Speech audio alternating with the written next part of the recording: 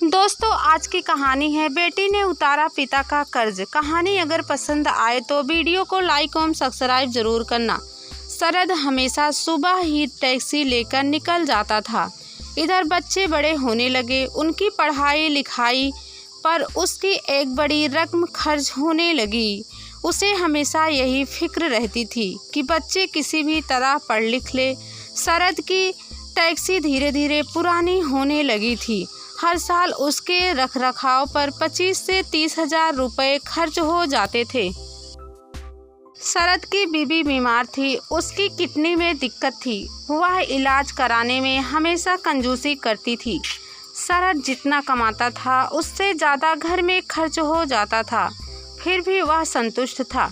लेकिन इस बार उसकी बेटी का कॉलेज में आखिरी साल था और एक बड़ी रकम फीस भरनी थी।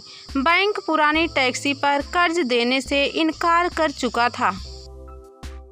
शरद एक फाइनेंसर पप्पू सेठ के पास गया। पप्पू सेठ ने आसानी से उसे कर्ज दे दिया। शरद अब और भी मेहनत करने लगा था और बार बार किस्त भरता था। कभी कभार जब समय पर किस्त नहीं पहुंचती थी तब भी पप्पू सेठ कभी नाराज नहीं होते थे और मुस्कुराकर कोई बात नहीं कह देते थे। धीरे धीरे परेशानियों ने चारों तरफ से शरद को घेरना शुरू कर दिया।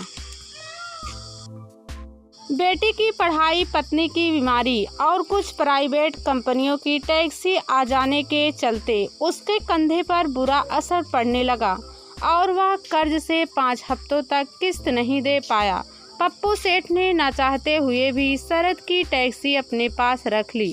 शरद ने यह बात अपने घर में किसी को नहीं बताई और हमेशा की तरह सुबह घर से जल्दी निकलकर किसी दूसरे की टैक्सी चलाने लगा।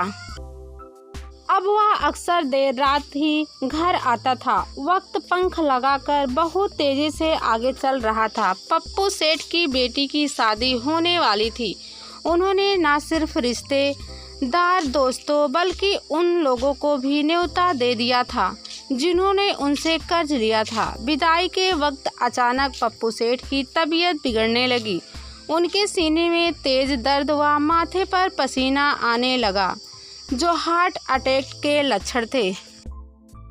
सारे मेहमान घबरा गए, पूरा मोहल्ला गमगीन हो चुका था। तब पप्पू सेठ की बेटी की सहेली सरिता ने न केवल उन्हें संभाला बल्कि एम्बुलेंस का इंतजाम किया और फ़ोन से अस्पताल को पूरी जानकारी भी दी। जब एम्बुलेंस अस्पताल पहुंची तो पहले से अस्पताल में डॉक्टरों की एक पूरी टीम तैयार थी जो पप्पू सेठ को आईसीयू में ले गई। सबको यह जानकर हैरानी हुई कि उस डॉक्टर टीम की हेड सरिता ही थी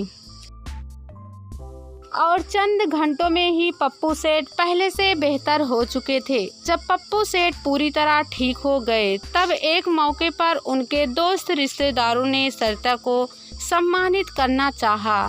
यह सुनकर सरिता ने कहा, अगर आपको सम्मानित करना ही है तो मेरे पिता को कीजिए, जिनकी ज़िंदगी में तमाम उतार चढ़ाव आने के बाद भी उन्होंने मुझे इस काबिल बनाया।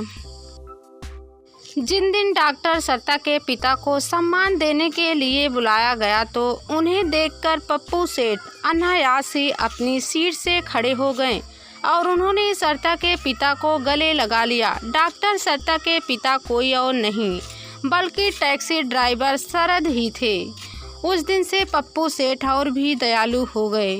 उन्हें लगा कि शायद उनसे अनजाने में कुछ गलती हुई होगी, क्योंकि किसी की टैक्सी वापस लेने के बाद वे नहीं जान पाए कि उस परिवार पर क्या बीतती है। पप्पू सेठ अब अपना ज़्यादातर समय ज़रूरतमंदों की मदद करने में लगाते हैं। उन्होंने अपने बेटे लकी, जो एक गैराज चलाता था, उसने कह दिया है, हमारे पास मजबूरी में लोग आते हैं, उनका हर तरह से सहयोग करना।